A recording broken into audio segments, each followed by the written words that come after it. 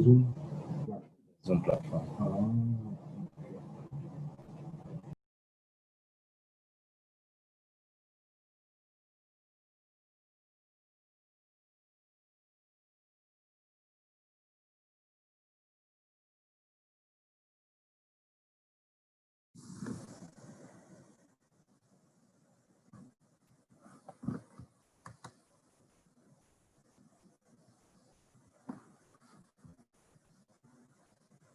Hi, Nigel.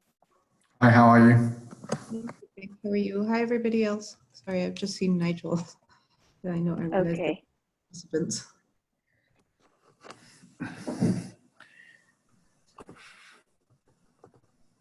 Hi, Jobs, Mita. Hi, everyone. Hi, Smita, you good? All good. Excellent. We are starting up from this side, so it should be up Okay. any soon. Yes. Excellent. So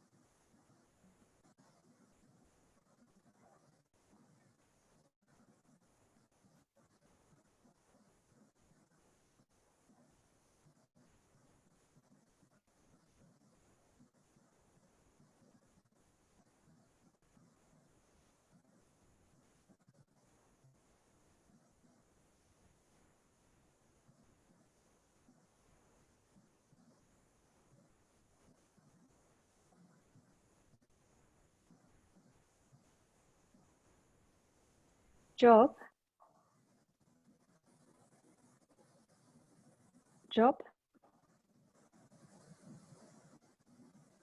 A quick question. Hello?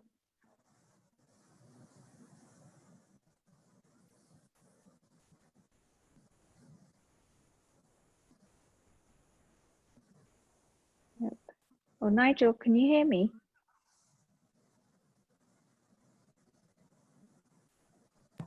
Hi, Smita. Oh, Yes. hi. So I think Danson, what I want Job is on a call. Can you just give him a minute? Okay. I just wanted to find out that all the participants can see the questions. You have confirmed?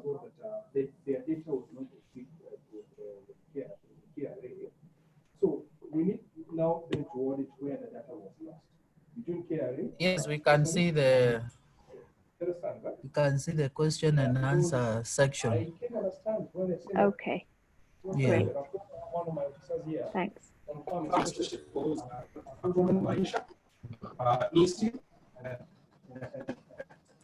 yeah, we can confirm from our records what we said to be history. But now the problem is now to needs to be a student treasury. They send my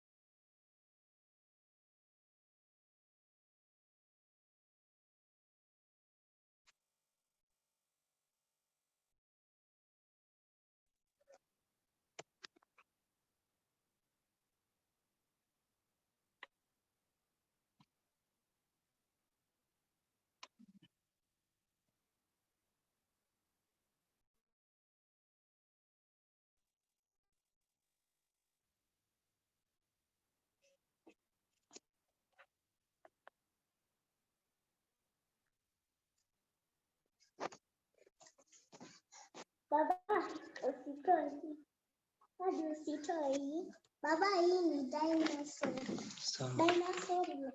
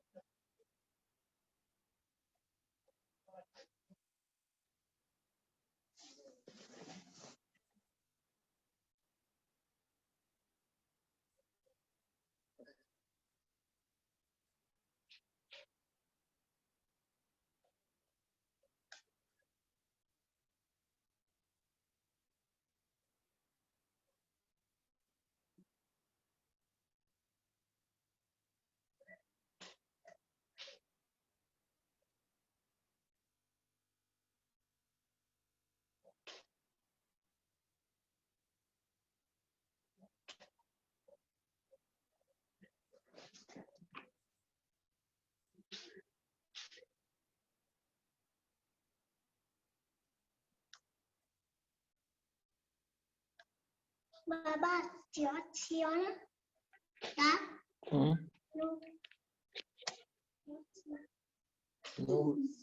Ni mzuri. Sawa.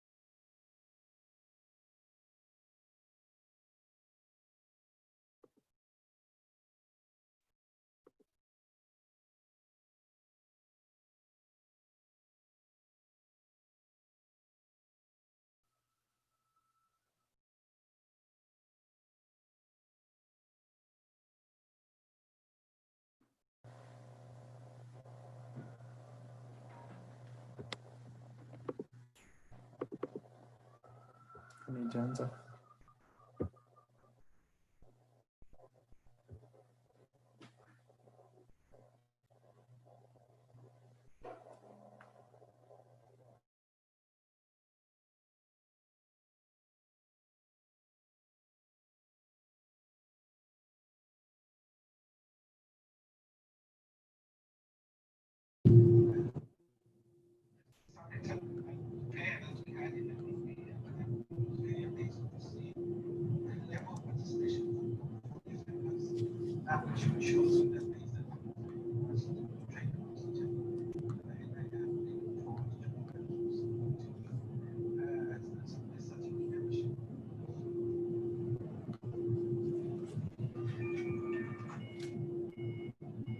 Hello?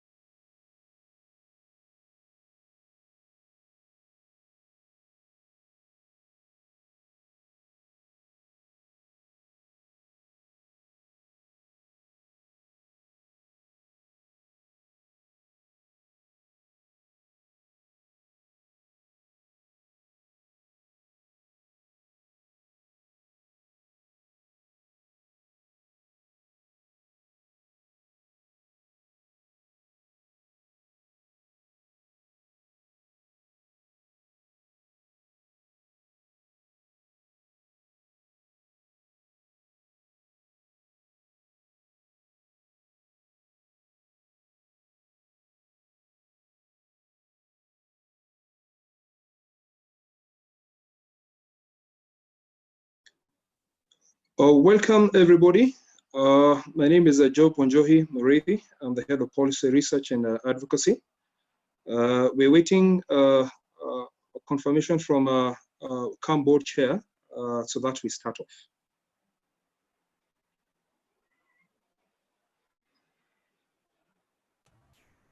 Thank you, Job.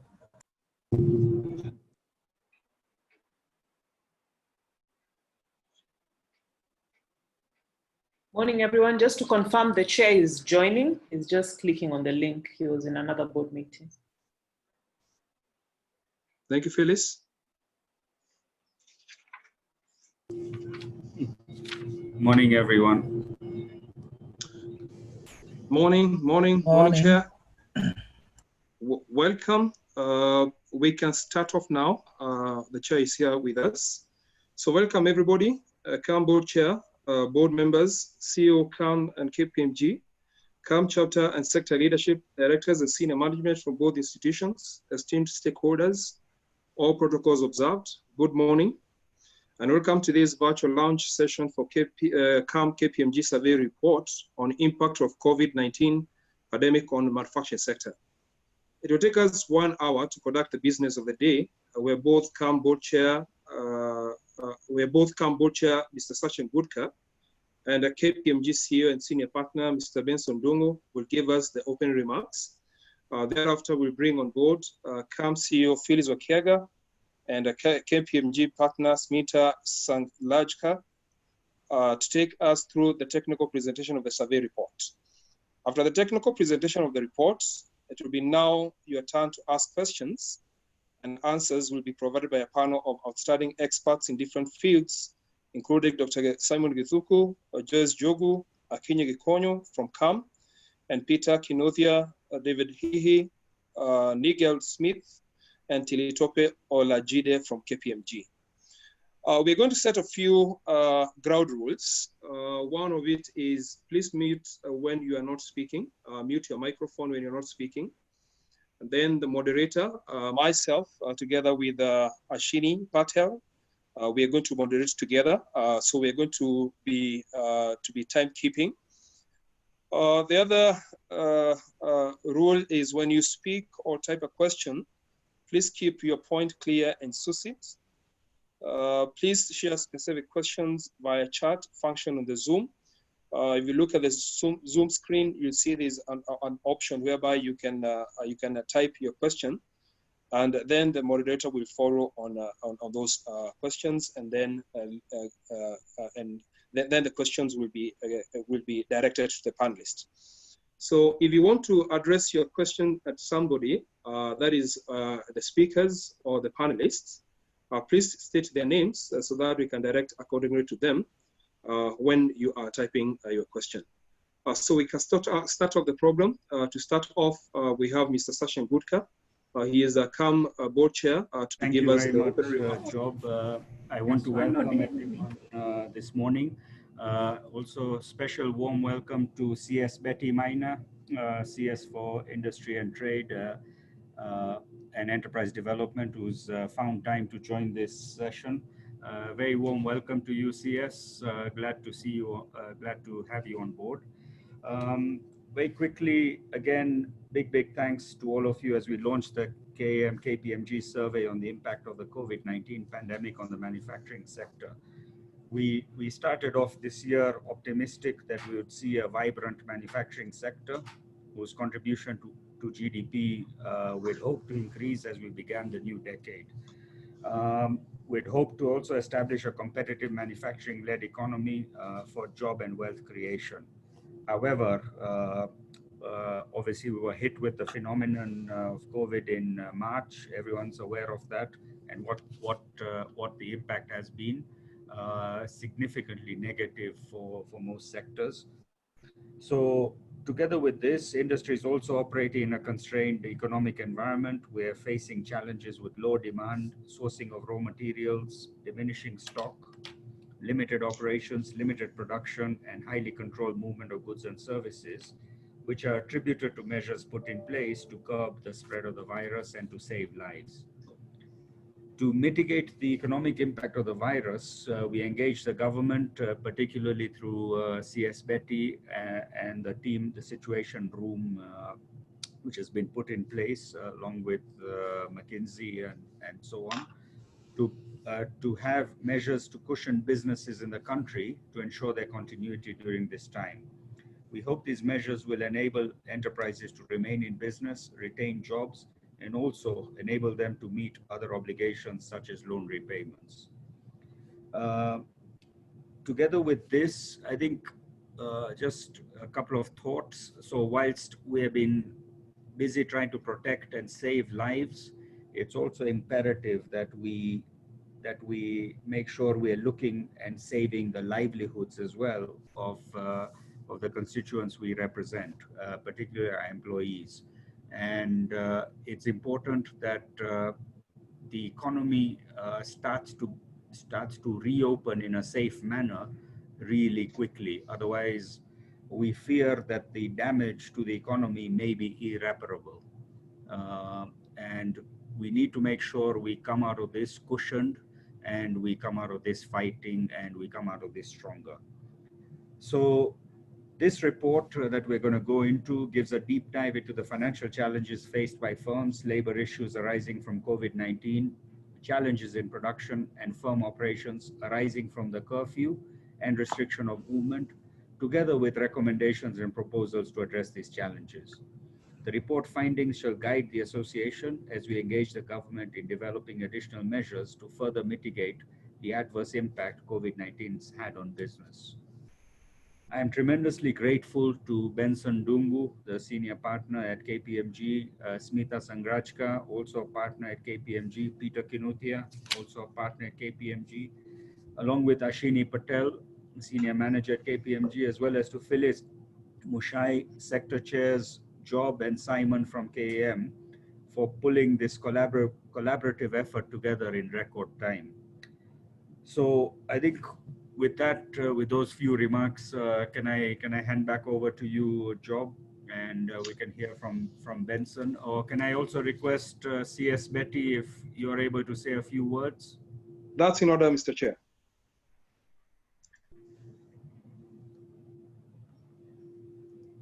We may need to allow CS Betty, you may need to unmute her, but maybe if we can move on to Benson, please.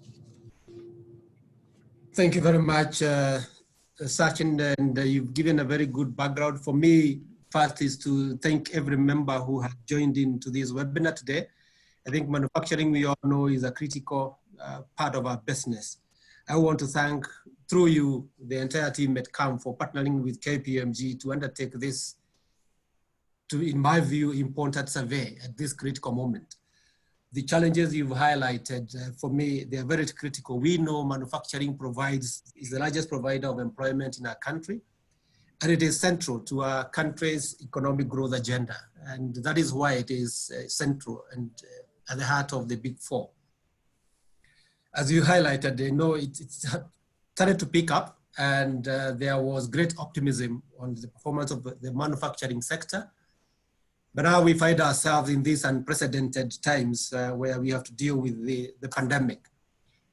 We applaud the government on the measures that have been undertaken to address the health challenges, but inevitably we see the economic crisis that has resulted into it. This is world over, not just in Kenya. And what we're now looking at is whole livelihoods being lost. Companies have completely shut down, and jobs lost, supply chains fully disrupted completely, demand have been suppressed to the lowest levels. And therefore, as we address the health crisis, we need to start thinking, how do we get the economy to start picking up again?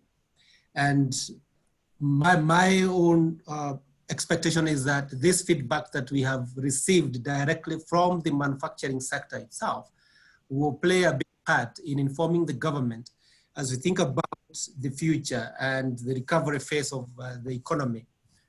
Thinking about the stimulus package, what are the priority areas that we can focus on to reignite and restart the manufacturing sector performing once again, and by extension, the economy start performing again and set it on the recovery path.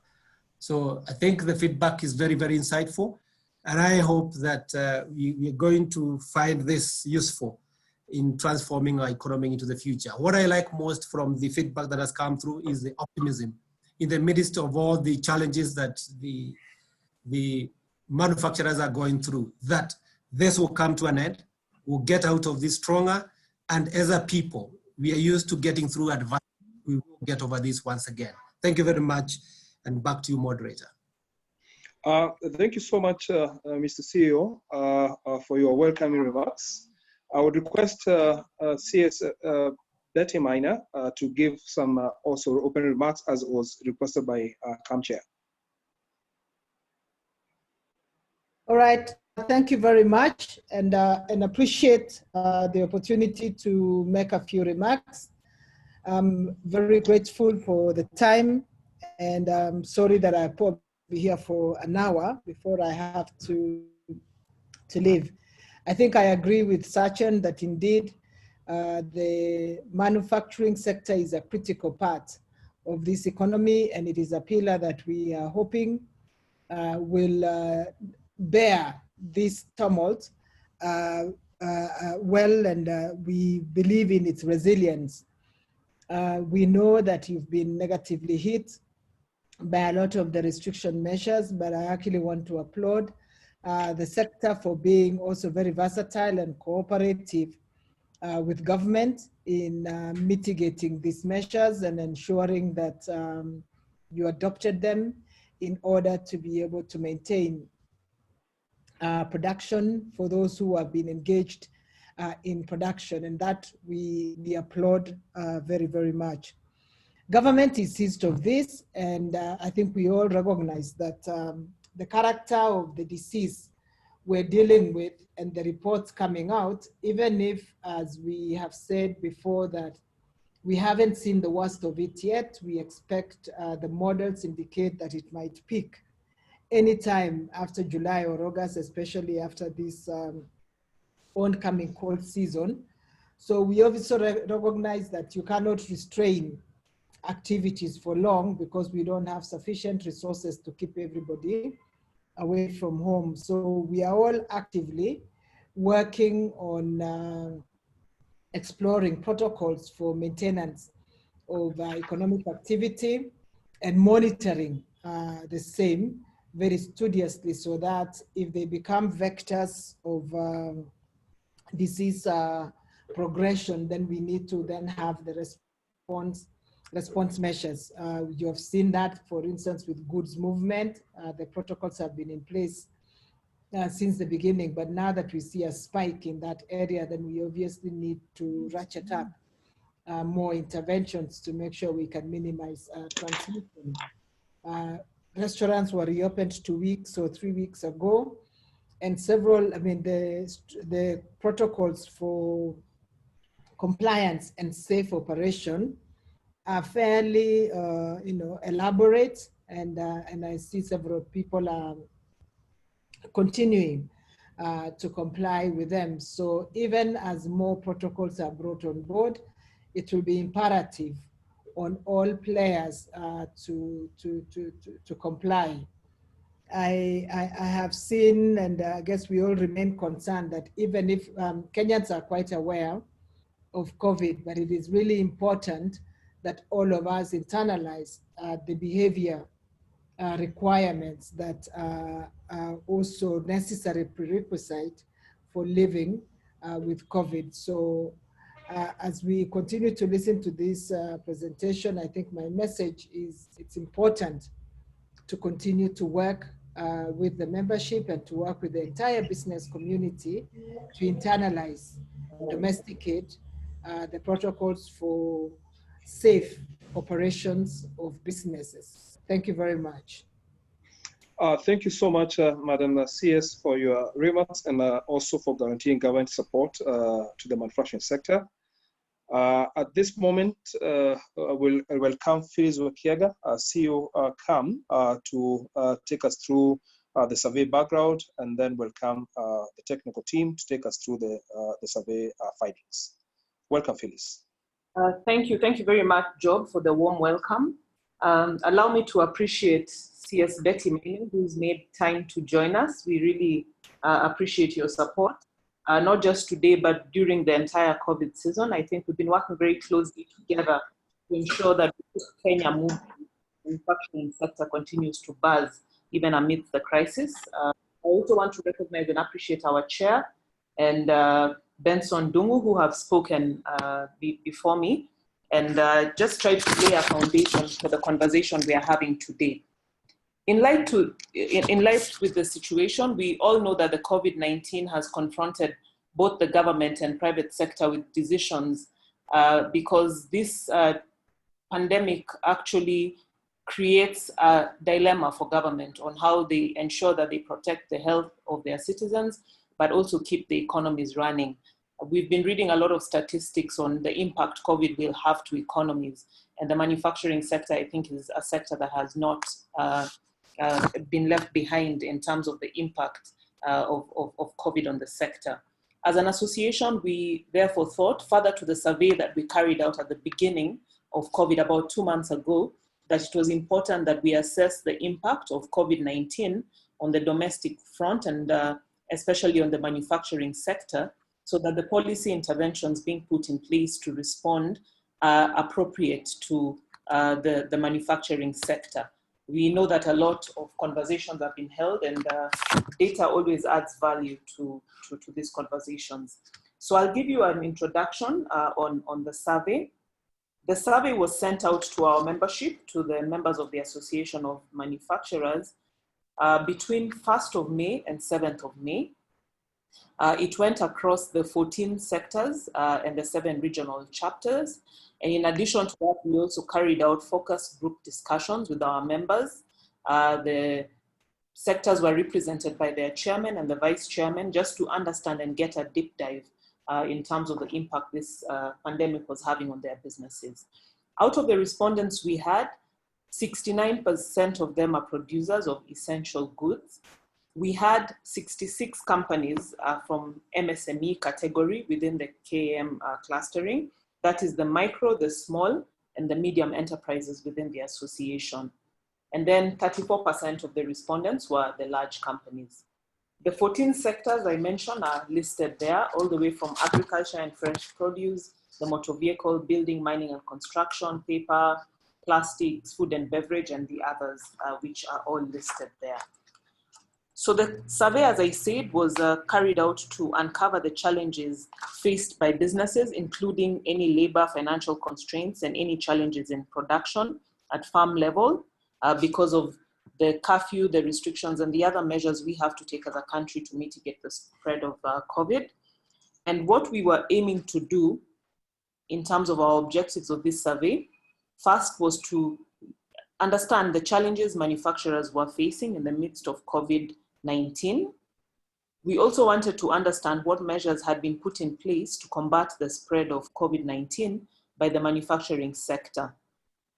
The other area or objective was to appreciate how manufacturers were adapting to the changes brought about by the pandemic. We also were seeking to document the perception of manufacturers on the economic measures that had been put in place by government in response to the COVID-19. Out of the conversations we've been having and engagement through CS Betty's office and government, measures were put in place, and we wanted to understand what impact or effect they had had.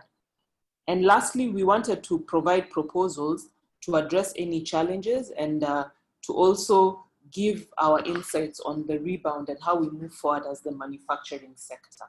So those were the objectives of this survey, and we will be sharing then the outcome of the survey.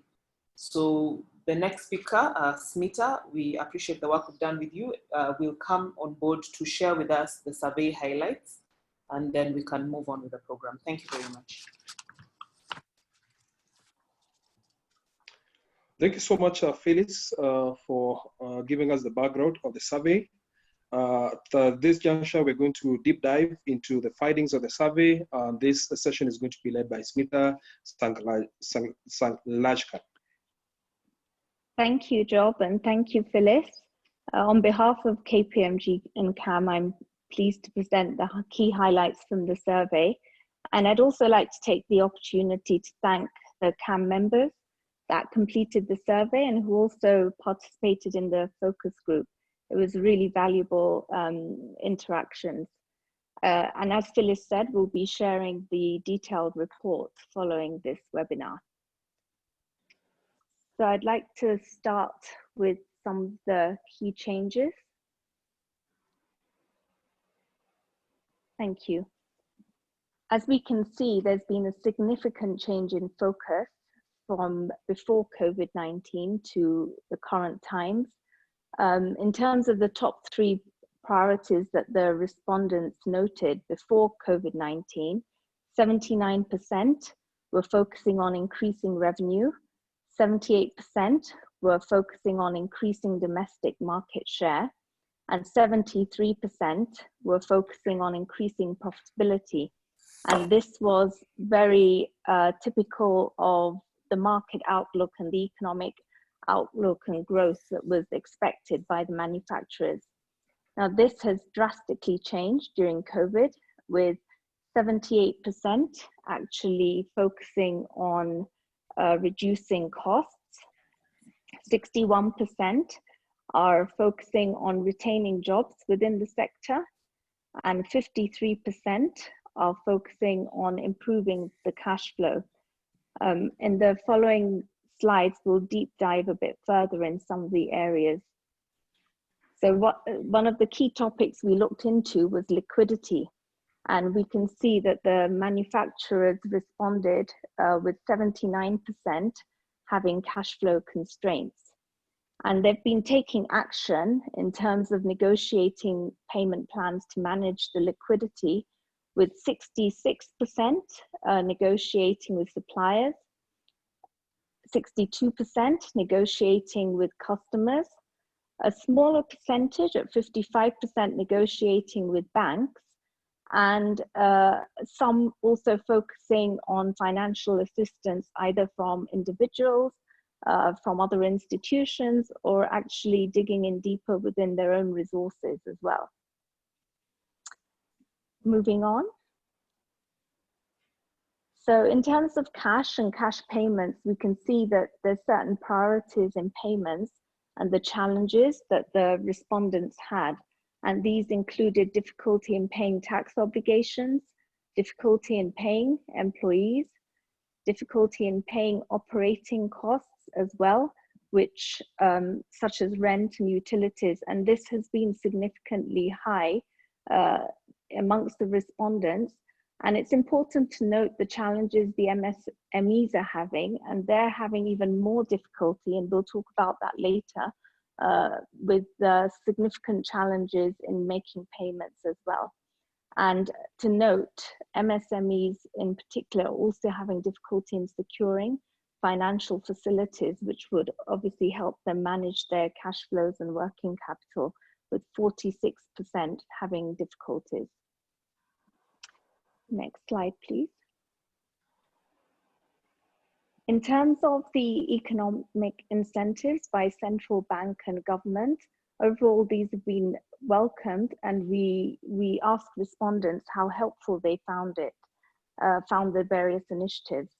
And we can see that the moratorium on loan repayments was the most helpful, with 58% of the respondents appreciating that moratorium. 53% appreciated the payment of pending bills by government.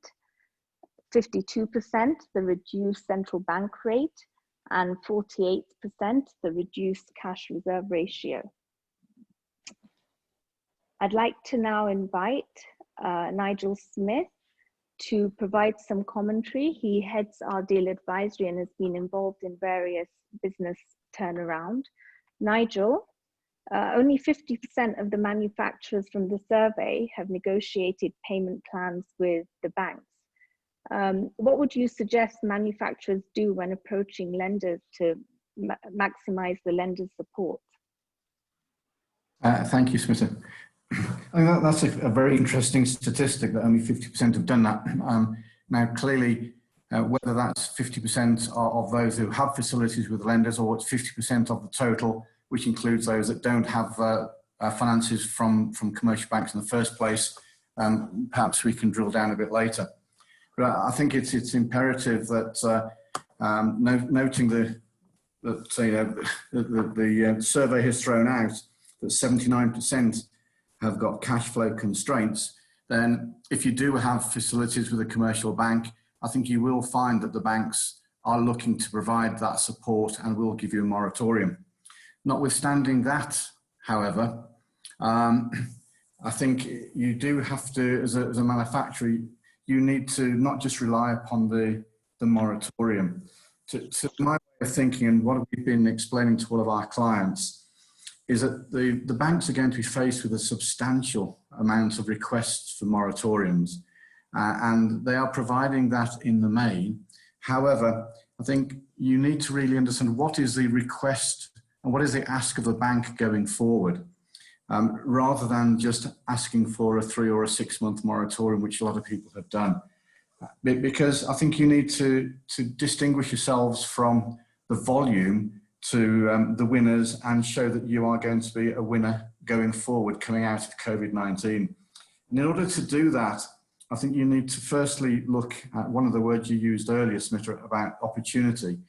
This is an opportunity for manufacturers to reposition their business and look at increasing the amount of manufacturing that can be undertaken from within Kenya and across East Africa, rather than rely upon imports from the rest of the globe. And with that, I think you therefore need to look at the forecasts and how forecasts are pulled together. There is no doubt that banks will focus on their existing clients at the moment because of the volumes of people suffering. There's no doubt about that. But those who can articulate what is required of the bank, I think are more likely to obtain the support that you require. So firstly, use the time to reforecast and reposition your business. Forecast based upon the supply chain visibility that you've got, as well as the chair said earlier, the demand curve, which needs to be reevaluated. You know, will your customers still be there in 6 to 9 to 12 months' time? And even if they are, will they be able to pay you? So you need to you need to review your supply chain and also the demand curve.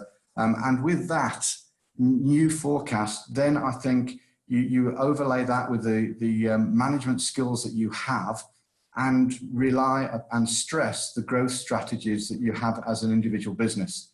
Then I think with that growth strategy, I think you will find that the banks are more likely to support, rather than those borrowers who are merely asking for a moratorium. And unfortunately, those in the next 3 to 6 months, they probably will find themselves in a more difficult position. The one thing I would stress, however, Smita, is that for those manufacturers that really do have a growth strategy going forward, it isn't just the commercial banks that provide facilities.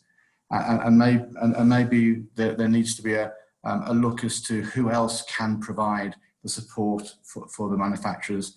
And certainly those with the growth strategy, I think there are people there who may well support. It may well be at a cost of equity, it may be at a cost of a mezzanine finance, but there are options there which I think can provide a growth strategy and a platform for manufacturers to developing their next phase of growth. Thank you, Nigel. Thanks very much. Moving on to workforce. Now, it's really important to note that in 2019, the manufacturing industry was the highest contributor to employment in the private sector, accounting for 15.9%. So this is an area that is quite critical, and we noted that in terms of top 3 priorities, retaining jobs was something that the manufacturers that completed the survey were quite focused on. Despite this, they have, from the survey, 40% have reduced casual workforce and 27% have reduced permanent employees. And this has happened because of the inability to pay workers, the low demand, which in turn has led to low production as well. Looking towards the right, there have been measures that the manufacturers have taken, and it's good to note that only 18% have considered layoffs to manage their costs and manage their staff, and most have gone towards aiming to retain the staff, either through paid leave, with 56% doing that, 39% looking at unpaid leave, but at least retaining the jobs, 27% doing salary and wage adjustments, and 24% actually just maintaining the status quo and not doing anything at all. But obviously with the pressures that are coming, it will be interesting to see how that shifts. Moving lower down, we can see that in terms of the reduction in production and looking at the working hours, despite the directive of government to allow businesses to operate for 24 hours, the number of manufacturers actually working 19 to 24 hours a day has dropped by 28% from the survey. Also, businesses are moving more towards the remote working, especially with all the social distancing initiatives as well. But of course, we know in manufacturing, this is very difficult with production, warehousing, and logistics staff not being able to work remotely. So only 43% have actually been able to initiate this measure. Security risks remain high in terms of fraud and theft. And as we all know, this comes at a cost and liquidity challenges exist. So only 50% have been able to address security measures. And also noting that with more technology enabled and online working, there is a higher risk of cybersecurity as well. So that would need a focus.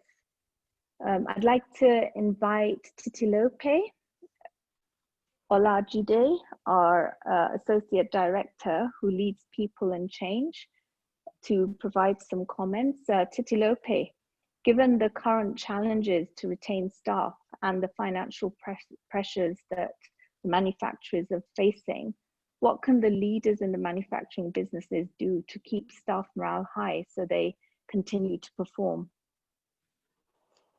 Thank you very much, Smita. Good morning again, everyone. Thank you for that interesting question. I think for people and businesses everywhere, as Nigel also mentioned and the speakers before, this is an interesting time, and it has proved to be a test of so many things. I mean, even for staff who are high performing under normal circumstances, people are now having to determine, what their anchor will be at this time, meaning they're saying, what will I focus on to help me get through this? So leading people, making them effective, making them perform is a tough job in this period. And for morale specifically, it's affected by a plethora of things. So there are work factors people are thinking about. Would my work be there? How will my career progress during this period? And there are other non-work things and responsibilities that affect morale. For many of us, I mean, we know that the reason we're talking about morale specifically is because it affects people's ability to marshal their focus and their energy, their presence of mind to continue to deliver under difficult circumstances, even if they know how to perform. So the difference between knowing how to perform and actually performing, it seems like it's boiling down to keeping morale high. So for me to manage this the risk of declining morale, I will suggest about 3 things. The first one is around transparency as much as possible about the short, medium, and long-term view of the business. This is critical to our key people. They need to understand what do we know about the situation? How does it impact our business? What are the mitigation plans for the various scenarios in terms of how this can unfold for each particular organization? And then these are the things that we do not know, and these are the things that are outside of our control, and how we shall react to them when they happen. So that clarity helps our key people to keep them settled and give them a sense of structure and order and make it easier for them to continue to perform. Number 2, I'll also say to make sure our key people continue to deliver to the best of their ability, they have to see this plan and believe that it is both in their interest and the interest of the organization. So therefore, involving them as much as is humanly possible in coming up with mitigation strategies and suggestions will help them with this feeling of buy-in. And we can do this by giving them a parameter within which we want them to make recommendations. So for example, we can say, we want to continue to produce at X capacity and keep X amount of jobs while keeping our costs at X percentage. How can we achieve that and still be profitable? You'll be surprised at how self-sacrificing people can be if they believe in the organization and if they're involved in the process. The truth is, some of the suggestions that people will come up with, they are the same ones that the organization will come up with. It's just that process of feeling that I was consulted, and the buy-in helps make that faster. And lastly, I will also say it's important that right now, we need to be creative about the incentives that can work.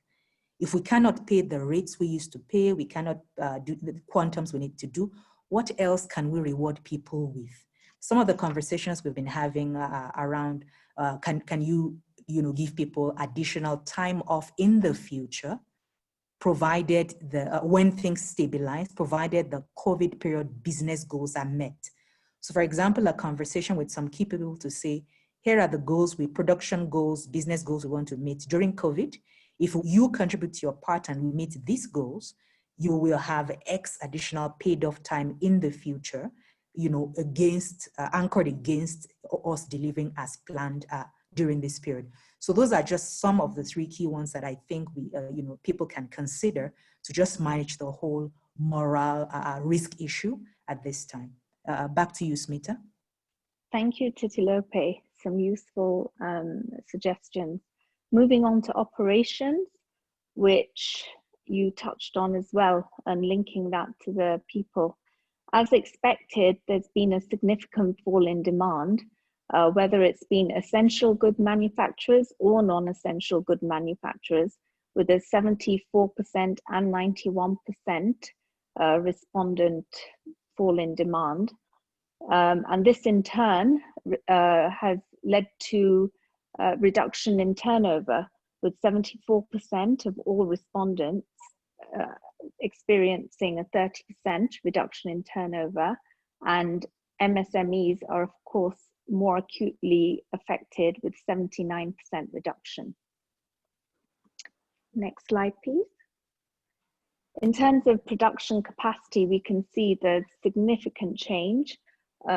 Before COVID, almost 90% were working at their full production capacity, or at least over 50% of their production capacity.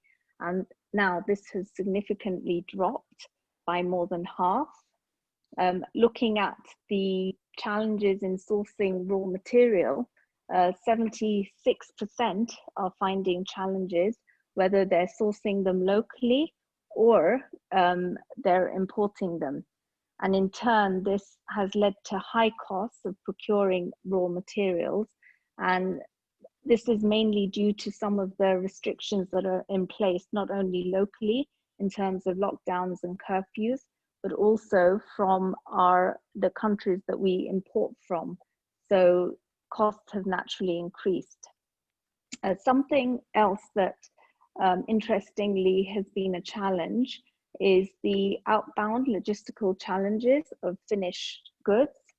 67% of participants have actually had these logistical challenges even though there have been government concessions for example, food suppliers and other cargo to move between counties during the lockdown.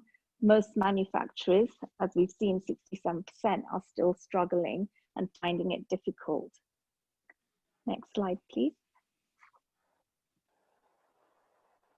I'd like to invite David Leahy, who heads our markets and is a partner in our consulting unit, to also comment. David, the survey has shown that manufacturers are facing significant difficulties in managing their supply chain all the way from raw materials to delivery of finished goods, despite some of the government concessions. What further support could government provide to help manufacturers, and what more could manufacturers do within these constraints?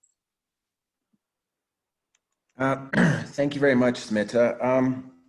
I know your two previous slides paint a very complicated picture for the manufacturing sector here in Kenya. You have so many different players, local government, governments that you mentioned for countries where we import raw materials, governments of countries where we export our finished goods. And because of that complication of so many players, I think it's very important that manufacturers today here in Kenya have a short-term plan as well as a medium to long-term plan. If we look at some of the things that I would expect manufacturers here to be doing in the short term, the biggest one I would say is communicating and communication. And what I mean by that is communicating with everybody that they have touch points with within the supply chain. So you mentioned raw materials. You know, one sector that's being hit very hard is non-essential services or non-essential products. You know, consumer demand in areas where discretionary income is no longer being channeled to some of the manufacturing that we see. And what that has is a knock-on effect. So manufacturers here should be speaking to their logistic providers, finding out the situations that those logistic providers find themselves in. This could be transportation, it could be sourcing, anywhere along the supply chain value line. And then this communication isn't just something that is a one-off. It's almost, we're seeing many clients working on a daily, if not weekly basis, keeping these communication channels open up and down the value chain.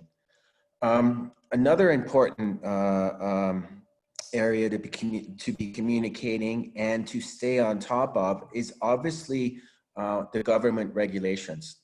Government is changing things quite rapidly.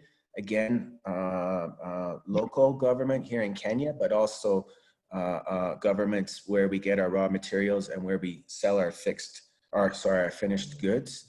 And it's important that manufacturers stay on top and have a mechanism to stay on top of the various regulatory changes as they happen, because again, they have this knock-on effect.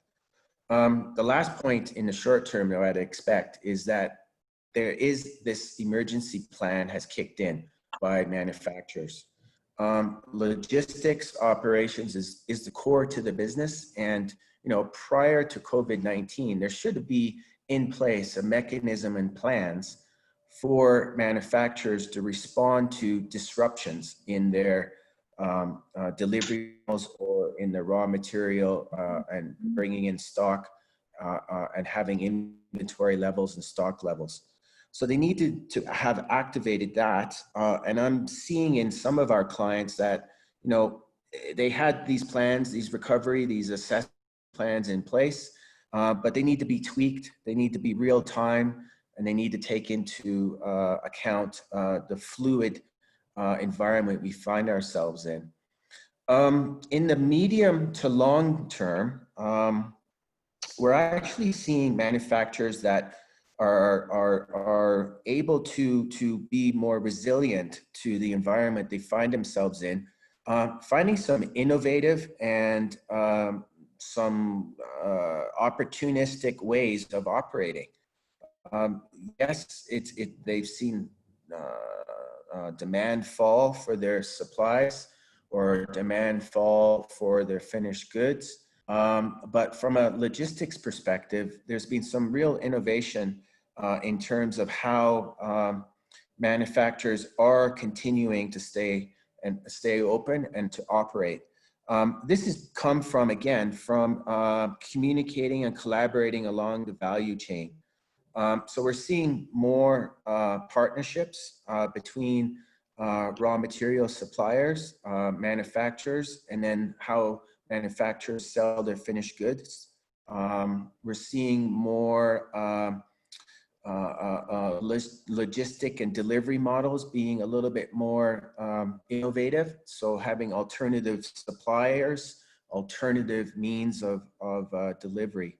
So in a nutshell, Smita, it is a difficult environment. The manufacturers that we're seeing survive and continue to manufacture are being innovative and resilient. And it's really being focused on being on top of what the regulator here in Kenya and globally is demanding of us, and being able to keep those communication channels up and down the value chain open, so that we are helping each other get through this difficult period and move into the medium to long term where opportunities will open up. Thank you, David. Yeah, thank you. We'd like to move on to the economic incentives. No. Thank you. So overall, in terms of the economic incentives that have been initiated by government, we asked the respondents how helpful they found them. And overall, manufacturers have welcomed the initiatives. In particular, the one that they found most helpful was 71% respondents saying that the tax exemption on the 24,000 and below, 24,000 shillings and below, has been the most helpful. 60% of respondents found both the corporate tax reduction and PAYE tax reduction helpful. About 50% found both the reduction in turnover tax and the allocation of the 10 billion on VAT refunds helpful. However, the least helpful was the reduction of VAT from 16% to 14%. I'd like to ask Peter Kanuthia, our tax partner, to comment on some of these initiatives. I'd just like to let our audience know that we're also doing a deeper dive on the tax and regulation, doing a webinar next week with KAM. But if you could move to the next slide, Job. Thank you. Peter, if you could just look at and just comment briefly on the tax amendments that government have announced, and particularly the VAT reduction, and the fact that it hasn't been as helpful or as useful. Thank you very much, Smita. I think that was quite an interesting finding that we didn't expect. We thought that the response would be a little higher in terms of the appreciation of that VAT rate reduction. And I'll speak briefly to what we think could be the reasons. But before I get there, I may just have to share some few comments on those very positive responses. Again, when you exempt people from paying taxes who earn less than 24,000 and less, I think for manufacturers which are also labor intensive, this was really a welcome move. And it's not surprising that that has been taken very, very positively, as well as the reductions in the corporate and individual rates, because of the impact it has on the disposable incomes, especially in the hands of the employees. For the employers, they may not have any impact then, but at least living with their employees with a lot more disposable income is something that has been appreciated. In terms of the other questions, I think on the VA team, there were some very direct responses, and comments were like, the 2% is negligible. But in actual sense, I would like to point out that a reduction from 16% to 14% accounts for a 12.5% reduction. But then question then becomes, why don't manufacturers appreciate or feel that this is very impactful? At least 57% of them did not respond very positively. And in addition to that comment that it is negligible and it does not improve the cash position, which is critical for manufacturers, as it is for most businesses anyway, this position on VAT is compounded by the fact that the sense that manufacturers have got is that what the government has given with one hand by reducing the rate from 16 to 14%, the government has more than taken more by goods recharacterizations, by moving some of those goods from the zero rate to a standard rate. And this came through the changes that were implemented after the Tax Laws Amendment Act was assented to on the 25th of April. And with that, despite the reduction in rate, the cost of production has gone up because of the impact that the recharacterization of goods from zero rate to standard rated and also from zero rate to exempt has had on the manufacturers, because that has meant that they cannot maybe claim the input VAT, which then means that the cost of doing business goes higher, which leads to increased prices, which then makes the manufacturers uncompetitive. A more significant impact has been on plant and machinery, which is specifically used for manufacture, which has also been made standard rated.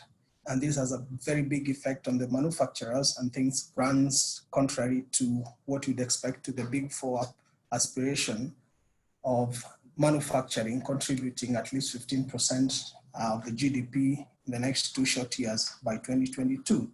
So it is the effect of these changes, other changes to VAT, that have actually led, our view, manufacturers to have the view that this has not been very impactful.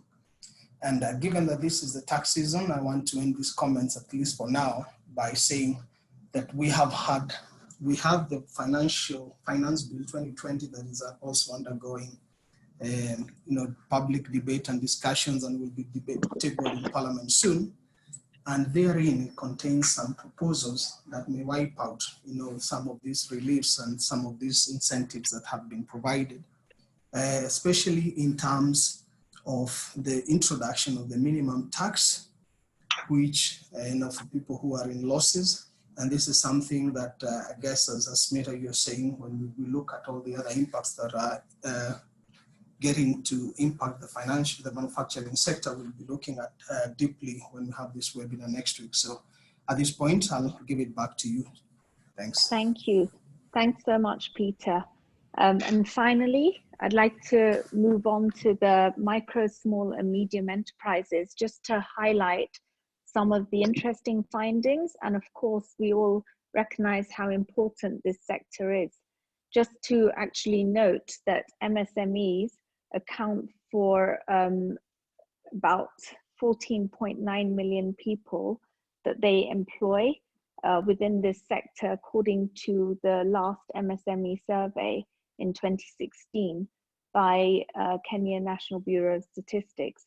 So it's very important to see how we can address the challenges of the MSMEs, who are the most vulnerable during this COVID-19.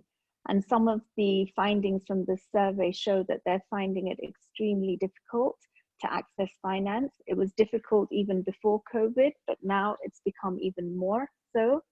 They're facing even greater cash flow constraints, and naturally that comes from the bigger drop in demand and the lower turnover in turn.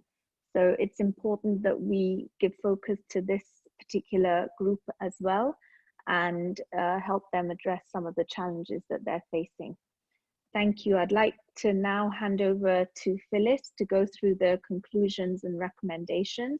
And I'd also like to just again thank all the KAM members that responded to this survey and took part in the focus groups. And we'll be sharing the detailed report after this webinar. Thank you. Over to you, Phyllis. Thank you very much, Smita, and the rest of the team that have spoken, highlighting the results of the survey. I think from your presentations, the results of the survey have highlighted some of the major challenges that manufacturers face in the wake of COVID-19. But despite these challenges and uncertainties, we still have 81% of the respondents saying that they are not likely to collapse in the near future as a result of the impact of COVID. But this number reduces for MSMEs to 76%. So that optimism, I think, is very positive for the sector. We also have 64% who have put in place mitigation measures after having undertaken risk assessment of their business and have already implemented these measures and contingency plans. But of course, this comes at a price. The other important statistic there is that 80% of the participants or respondents are resilient based on the past experience that they have had as businesses, because they're either in the growth stage or mature stage of the business cycle and have past experience in operating through uncertain times because of things like the election cycles and the financial crises.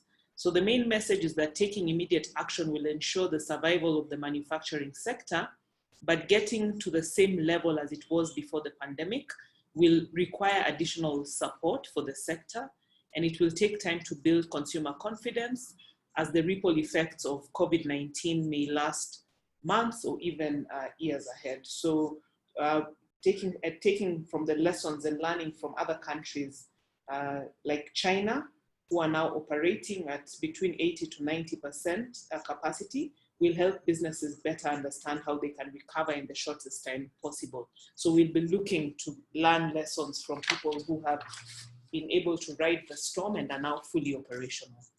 So I'll move to the recommendations that we have based on the outcome of the survey and the shock of COVID-19 to the economy.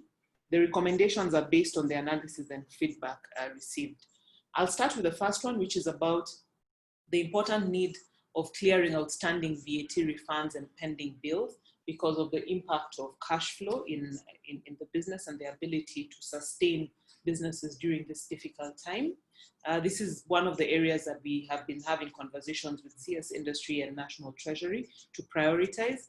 And we have an indication that the funds have been released to KRA for the VAT refunds. We'll be following up after this webinar, but that is the indication. And going forward, we also are proposing that we put systems in place like the green channel, which can be used to expedite the processing of VAT refunds. We have made a specific proposal on how we can deal with the issue of VAT refunds by setting aside funds and creating green channels to deal with this. The other area is to reevaluate tax reliefs. The Government Tax Amendment Act of 2020 introduced a number of relief areas to combat COVID-19, but in the same legislation, we saw introduction of VAT on items that were previously either zero rated or exempt. And what this has done is it's making the cost of doing business expensive. So on this area, we would like the government to reconsider these areas on issues around zero rating of pharmaceutical products, providing relief on raw materials imported into the country, and also introducing higher wear and tear allowances so that we can enable and allow businesses to claim their entire investment deduction allowance in the first year of use. So this reversal is something that we can pursue through the Finance Bill 2020, and we urge the government to consider our proposals around this favorably. And the next area is the moratorium on changes in the tax regime. As we know, the cash flow challenges that have been brought about by COVID are real, and we are proposing that the government consider providing a moratorium on the tax regime during the crisis period so that we give businesses room to adjust. An example is the minimum alternative tax of 1% on income tax under the finance bill. And this would be disastrous on loss-making businesses that are already tight for cash. So that's something we need to be reconsidered. The fourth area or recommendation is around establishing an emergency rescue fund to be supported by development partners and identify the most vulnerable businesses and entrepreneurs affected by COVID. And this would mainly be the MSME manufacturers focused on retaining employees, as this will also help around the liquidity challenges and ensure that we continue to engage employees in full and providing them with a decent working place as per SDG 8. Our fifth recommendation would be to widen the scope of social protection measures that have been put in place and instituted by government through the emergency response fund that are targeting vulnerable groups in the society and people who have lost their jobs. This needs to be widened to ensure that we have direct cash transfers targeted to individuals and indirect transfers to individuals through the manufacturing sector could also be considered. Then the sixth area is about support from the lending institutions. I think from the survey, you saw the responses around the measures that have been put in place around the banking sector. And to further enhance the liquidity of the manufacturing sector, the commercial banks with the support of CBK and the national government should consider instituting some of the following measures. One of them would be to increase the moratorium for loan repayments, including interest, to also decrease the interest rate further so that the full actual rate comes to about 8%, giving also entire loan and overdraft books a full waiver for 3 months to give some breathing room to business, and also putting a cap on fees for rearranging facilities due to the impacts of the pandemic, and an exemption for excise duty on those fees that is currently at 20%. The next recommendation is around reevaluating regulatory overreach. I think this is something we discussed a lot even before COVID, and this is something that needs to be addressed. And we propose as the association the increase of corrective actions towards manufacturers with more emphasis on compliance programs, pre-conformity programs, voluntary disclosures, and ADR. We are also proposing for fair administrative actions, which include expeditious, efficient, and lawful procedural fair actions. The other area is around uniform approval and verified procedure for anything that affects business operations, which includes closures, demolitions, suspension of any business operations or brands by different regulators. And the fit for purpose agencies also acting proactively and minimizing delays. For importation of raw materials and intermediate goods and spares, we are also proposing the ease of regulations so that we don't affect operations, and also easing of restrictions through strategic steps so that we allow manufacturers producing essential and non-essential goods to operate normally as before COVID, and ensuring that we stick to the protocols that we are committed to and have been issued by the Ministry of Health. So this is really about how we get the sector up and running so that we minimize the job losses and the impact to the sector. Then the second last proposal is around subsidizing the cost of COVID-19 compliance.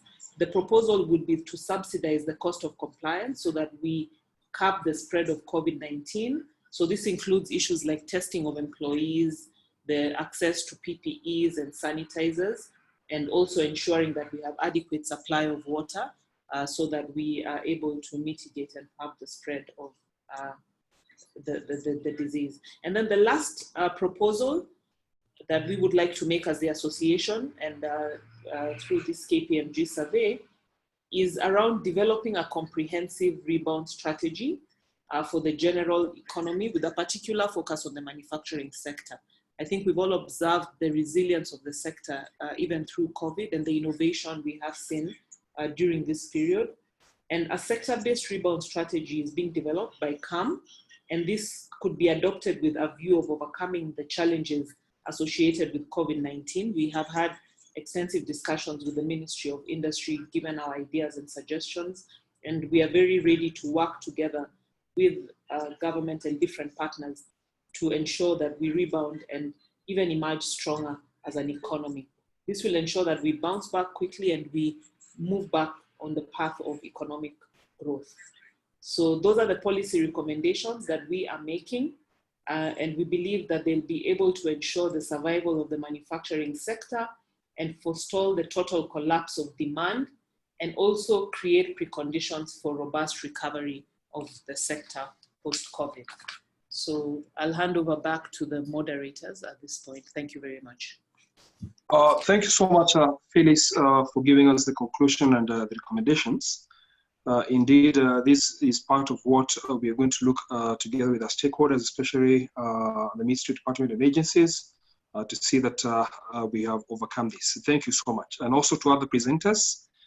We are past the hour by 4 minutes, and I would suggest or propose to all of us to be a little bit more patient, because we wanted to do this within 1 hour, but we have deepened the discussion so that we all understand the content that came with the survey.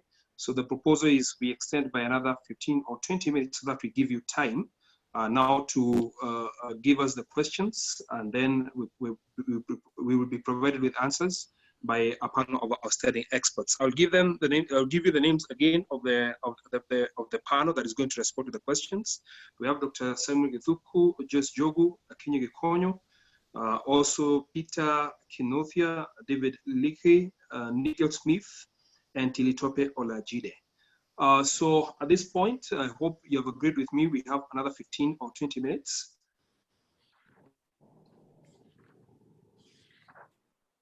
Silence means yes. Okay, I had over to Ashini to take us the first 3 questions. Thanks, Job. Okay, so the first question that's come in will be directed at Titilope, and feel free to jump in if anybody else has anything to add from the panelists. The question here is, employees are extremely anxious due to declining business operations and the prospect of losing their jobs.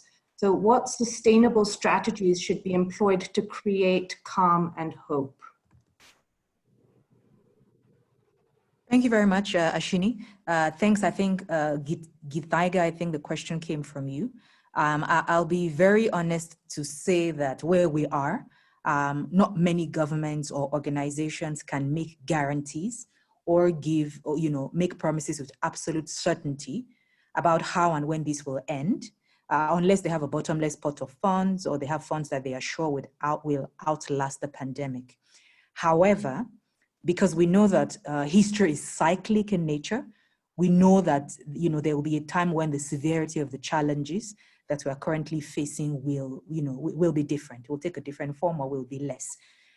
To help people manage anxieties in this period, strategies that could help, one of the key ones for me include creating avenues for people to become multi-skilled.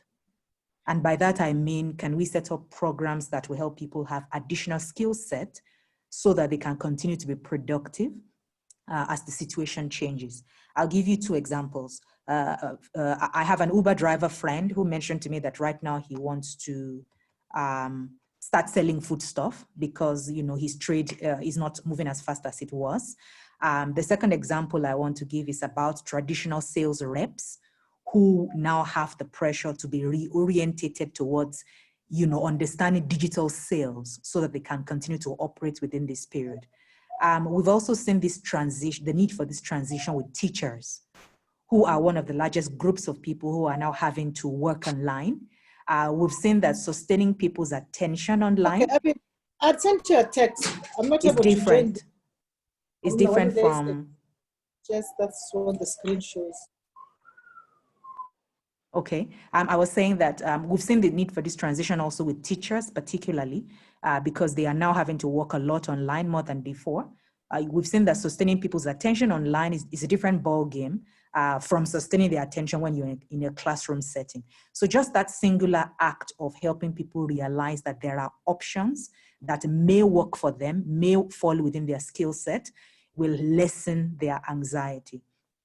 The other strategy that I would like to mention are those that we have heard a lot about this period, and it's around directing people to things that help with their mental health. So sharing a lot of information or making or institutionalizing events that will help people build resilience, a sense of community, and so on, can also relieve pressure.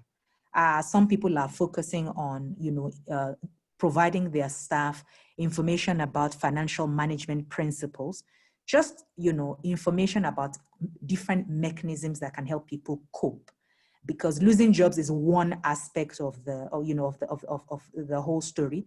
There are other fallouts of that there are many different ways by which, we can support or encourage people, should that happen, that we may be able to fall back on. So just to wrap up on some of the strategies, one, people can become multi-skilled, and we can help with creating a structure for that to happen. We can also help to create structures for them to focus more on their mental health, so that we then help to reduce or relieve anxiety. Back to you, Ashini. Thank you, Titilope. So the next question is directed at Phyllis, and Smita can also chip in. Manufacturers depend on value chain stakeholders downstream to get their products to trade. Are there programs KAM or KPMG are putting in place to provide business counseling services to support MSMEs, especially in the manufacturing sector? Thank you very much for the question on what the association is putting in place to support MSMEs. I think, as we all know, we have an SME manufacturing hub at Kenya Association of Manufacturers for the SMEs, and we've been carrying out a number of sessions during the last 2 months just to build the capacity of the SMEs in different areas so that they're able to navigate this COVID situation. We've also been advocating around the issue of access to affordable finance, and those conversations are hopefully going to yield a credit guarantee scheme that can provide accessible finance and affordable finance to the SMEs in manufacturing. We are also keen on continuing with capacity development for the SMEs within the manufacturing sector, and we are currently reaching out for support from some of the key donor partners to support our SME activities and work, and we'll be communicating in due course on some of the specific things that have come through. And then just creating the forward and backward linkages within the sector and within the manufacturers in KAM. Thanks. Thanks, Phyllis. Smita, anything to add? Just to say that we're also going to be hosting with KAM a series of webinars, deep diving into some of these topics. And Phyllis and I have spoken about taking some of these initiatives forward as well, coming out from the survey. So happy to take this feedback and see what we can work with KAM on developing. Thanks. Thanks, Smita. All right, the next question is, why, despite the lowering of central bank rates, are lenders still charging high interest rates? So I'll pass that question on to Nigel. Nigel? Thank you, Shini. Yes, it is correct that not all lenders have passed on the reduction in the central bank rate to their borrowers. A lot of lenders have reverted back to the time pre the central bank rate, and they are setting their own base rate, with many of them setting a base rate in double digits against which there is an increased margin. I'm sure that wasn't the intention of the central bank when they lowered the central bank rate, because they were obviously trying to make funding cheaper, not only for the banks themselves, but also for the central bank to pass that saving on to the customer. So I think it is correct that that is an area that perhaps does need to be revisited, but that is the reason why it hasn't been passed on at the moment. Thank you, Nigel. Okay, these questions are coming in quite fast, so I'm going to try and summarize as much as possible so that we can incorporate as many of the questions or answers into those questions. So the next one is directed at Dr. Simon. In one of the slides, it shows that there's a 74% decline in essential goods.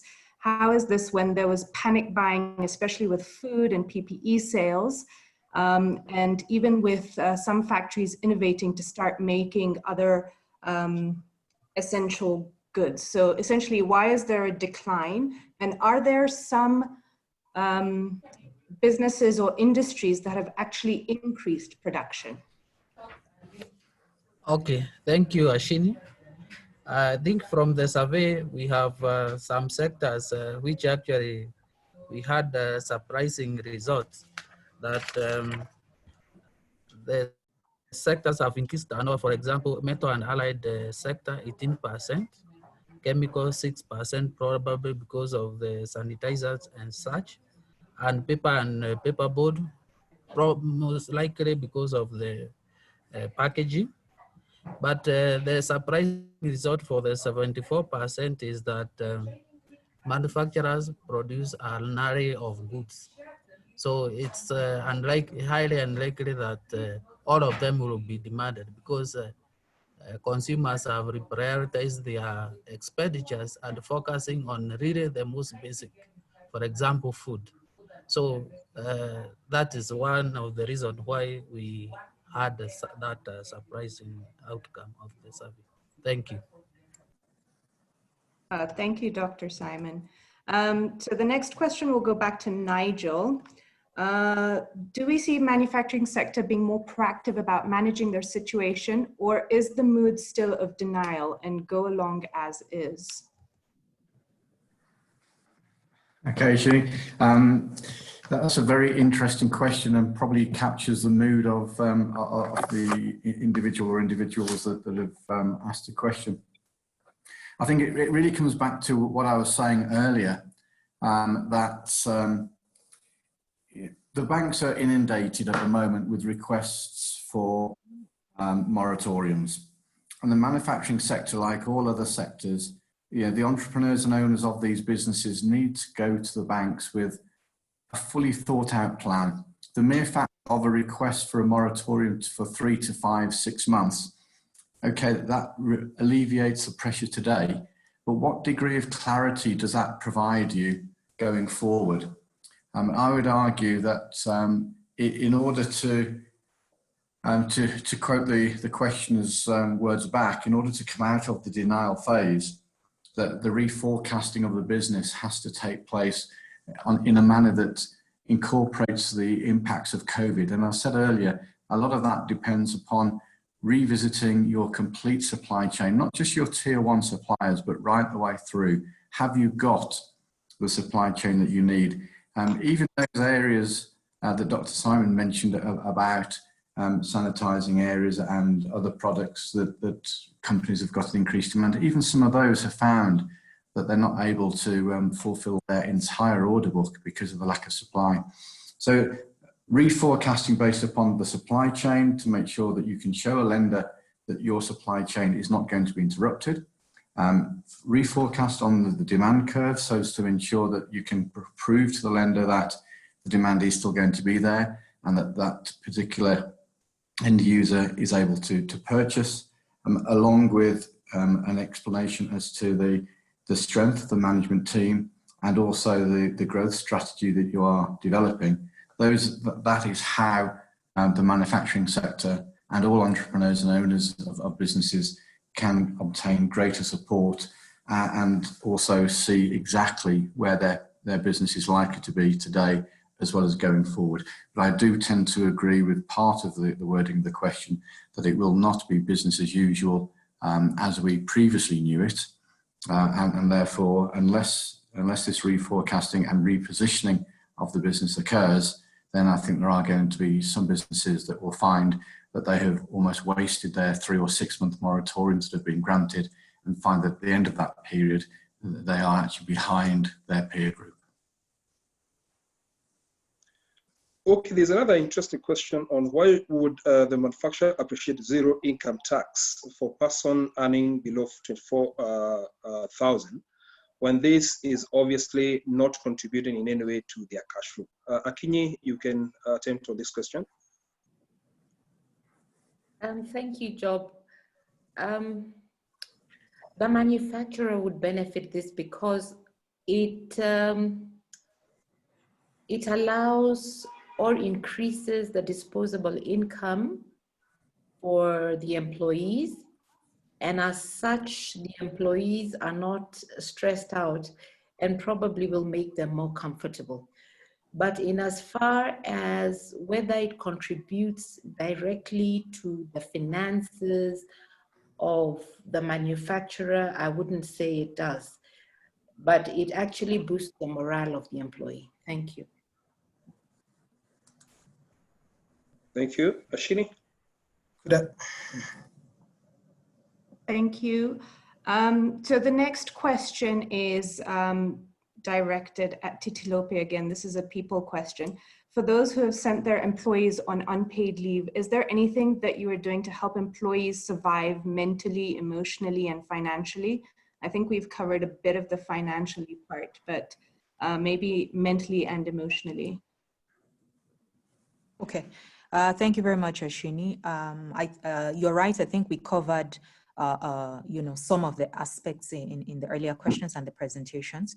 But from the point of helping them to become emotionally stable or resilient, it really is around continuing to keep in touch. There are these things that we call virtual water coolers. You know how in the office you have water coolers where people go to drink and talk and meet? We have to try to continue to create something similar to that while people are away working from home. So it's trying to create activities periodically, monthly, weekly, however long this lasts, that force people to come together to connect, to share strategies in terms of how they are coping, and just to help to relieve the pressure. Those are some of the soft things that can help. Back to you, Ashini. Thanks, Titilope. My next question goes to Akinyi. Are there any measures which are being taken to ease import of equipment and machineries for the manufacturing sector? Thank you for this question again. I don't know whether that should be the question, because if you look at the measures that have been put in place,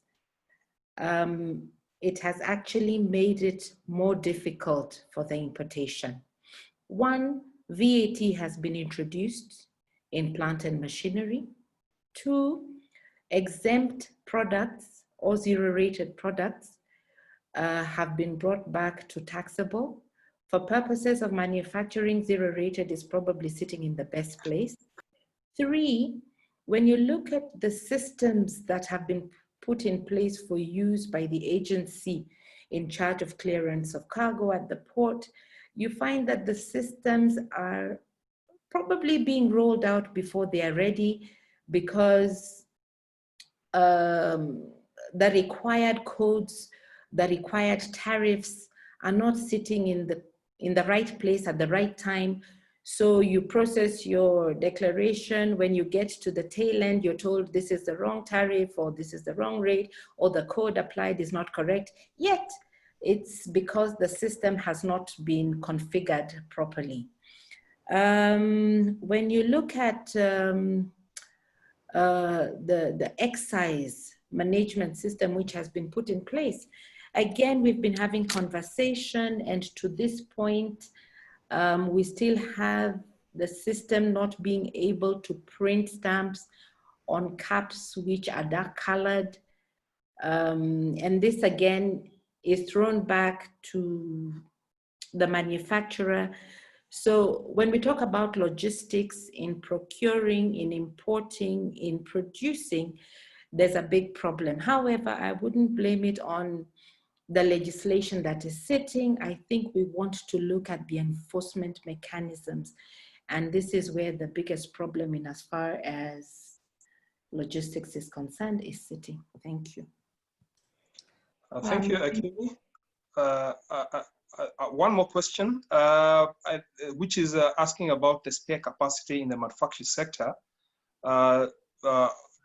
How can KAM help in identifying the capacity going forward, especially when you're talking about the rebound strategy? Joyce, you can attempt this. Thank you, Job.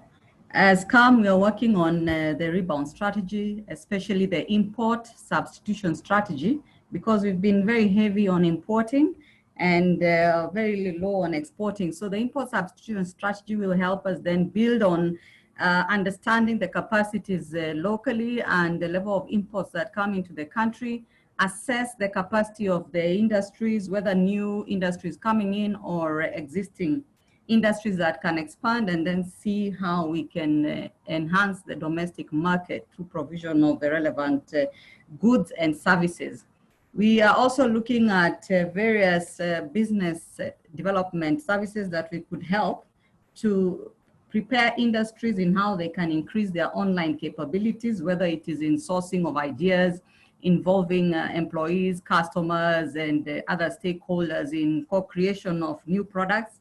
We're also looking at new domestic markets that are arising out of the crisis that we've seen, opportunities around the product diversification and new product development in terms of boosting the demand for domestic market, as well as new export market opportunities.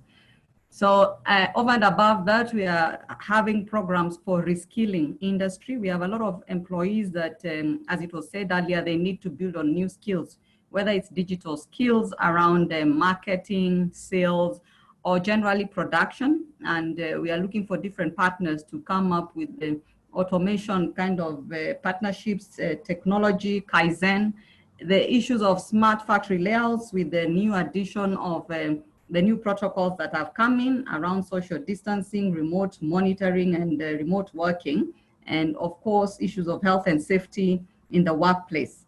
There are many opportunities also around greening the manufacturing sector, the green growth opportunities on compliance on environmental areas, whether it's operational efficiency around energy efficiency, water efficiency, waste management. So there's a lot that we are working on to enhance the operational competitiveness of industry, as well as the job creation agenda, where we have programs of promoting technical skills, looking at the youth perspectives, gender, and also agile governance in this COVID period, where we've realized the aging population and the young people and how then the migration of work is happening. So these areas that we are working closely with different partners to analyze the labor market, make it as inclusive as possible, the disruption around the type of jobs that are coming up and the skills, especially entrepreneurial skills, critical thinking, things like emotional intelligence, which is arising so much around stress, anxiety, and managing people in different ways. Resilient skills, which we are looking at relearning and rebuilding those skills so that we are able to make the manufacturing sector more competitive. So please reach out to our business development team where we are offering these business advisory services. Thank you. Thank you so much, Joyce. We have more questions that are lined up, which we could have given to our panelists, but because of time, we have passed by 27 minutes. In fact, we have extended again. We are so grateful because of your participation. So I'll ask Phyllis and Smita to give some closing remarks, and then we wind up.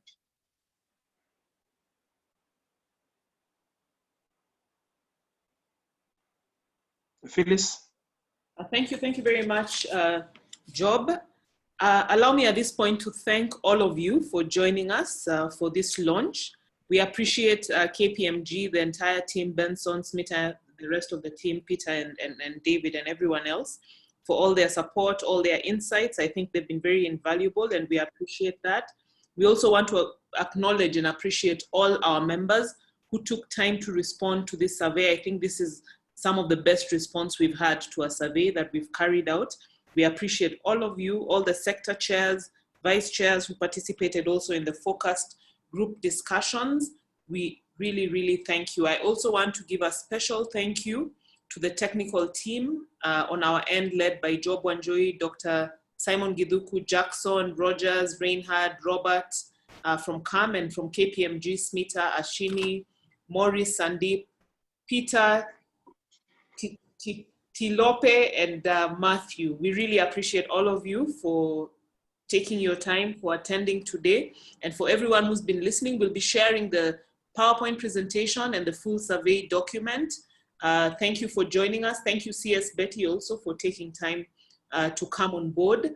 The media, I know we had members of the Fourth Estate who joined. We really appreciate all of you. We had a full house today, and we don't take it for granted. But going forward in these uncertain times, I want to encourage all of us to remain optimistic. I want to encourage all of us to stay safe and ensure that you're adhering to the protocols that have been set out. And as the association, we will pursue the recommendations that we laid out to ensure that we are able to continue to support the sector now and beyond COVID. Thank you all, and God bless you. Thank you so much, Phyllis. We can also get some closing remarks from Smita. Thank you, Job, and thank you, Phyllis. Just to echo what Phyllis has said, thank you to all the KAM members for not only participating in the survey, but also engaging with us today, especially with all these useful questions for us as well, which I'm sure will be incorporated into the initiatives that we take forward and the rebound. I'd also like to thank KAM, Sachin, Phyllis, and the whole team, Job, Simon, for collaborating with us. It was great to collaborate, and we look forward to taking it forward. Thank you. Thank you so much, Smith and Phyllis, for the closing remarks. Indeed, to all who are present, we're going to reach out to you again as we are developing the rebound strategy so that we can look at how we can take off the economy again. Thank you so much. Have a lovely afternoon, and see you again. Bye-bye. Thank you. Bye. Bye, everyone. Bye, everyone.